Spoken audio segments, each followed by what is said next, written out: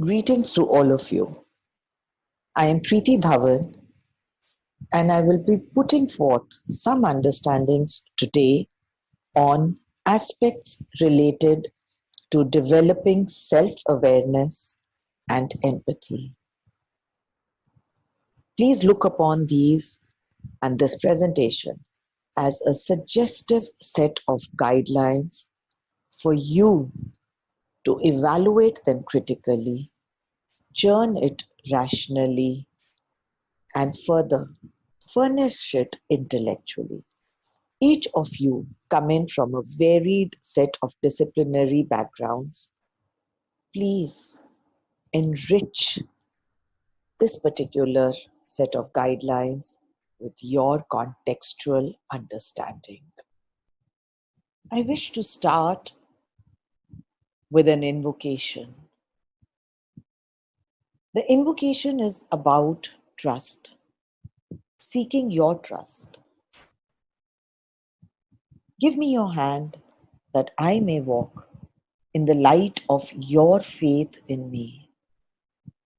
Since I would be disseminating, I wish that each one of us, during the course of the next 1 hour, we walk together, you with your hand in me, and me with my knowledge being submitted to you. These are extraordinary times that we are going through. Throughout history, there have been plenty of pandemics, but the human response to COVID-19 is surely unprecedented. Are the people who try to cheer others up during these times also the people who try to cheer themselves up? Do individuals who try to worsen their feelings suffer poor psychological and physical health? Questions such as how do we heighten our self-awareness, the topic of today's FDP. How do we rise above all of what is happening today? Concerns all individuals. And the way ahead, rather the way forward, is in knowing how we can regulate our emotions. You've done one aspect of the FDP on emotions. I just want to present to you that the baseline of today and the next video will be rested heavily on an understanding of emotions and awareness about them in order to be then becoming fully self-aware. And once the process of this awareness happens, surely aspects related to compassion, to understanding the pain of the others, empathy, will also come about. It's a skilled process. So let us get our grounding firm in understanding emotions, and then we will move on to awareness. Then we will graduate to empathy and further to the social and interpersonal skills, which is the next section that I will be taking up. So what exactly are we regulating when we say emotion monitoring, affect regulation? It is a process. That means it is just not a one-time feature. There has to be an initiation, followed by maintenance. It's modulating. It's also changing the occurrence intensity of an individual's internal states. These states are easily and increasingly being recognized as an important part of our everyday life. Emotions or moods. These become our guiding factors and in some way our controlling factors.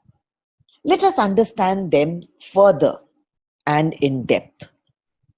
For that, we need to bifurcate and look into three aspects: affect, emotions, and moods. We need to bring about a differentiation.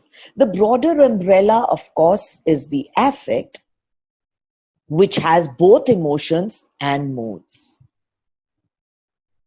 It is experienced in these two forms. So, which part is an emotion? Which part of us is a mood? We will see it through this slide.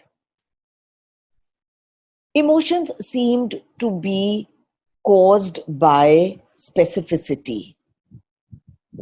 Moods are more spread out. Because it is specific, hence emotions are brief, quick. Moods, since there is not so much of clarity, they last longer. Goes on for days as well.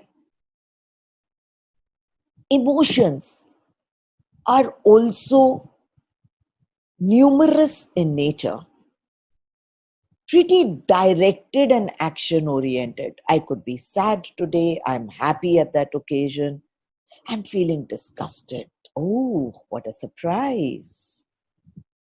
And then, of course, there is anger. The usual accompaniment of these emotions is a facial reaction.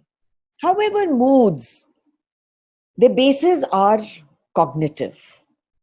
So if they are cognitive, then they are not distinct in their expressiveness. Hence, there are two main general dimensions: a positive affect and a negative affect. This is where specific emotions come in. The ability to recognize and regulate our emotions in ourselves and in others is imperative to making effective decisions.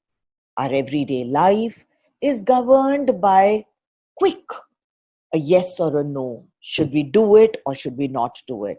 The present scenario is very turbulent. So, what should I? Should I go underneath it? Should I go over it? Emotions. Ample researchers have validated the importance of regulation and monitoring of emotions and its direct relationship with effective decision making. Whether it's at the place of work, whether it is to do with interpersonal relationships, emotions play an immense role.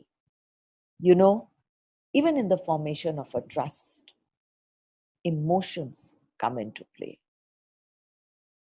Disorderliness of moods is, of course, pathological, but an upheaval of emotions also is dysfunctional.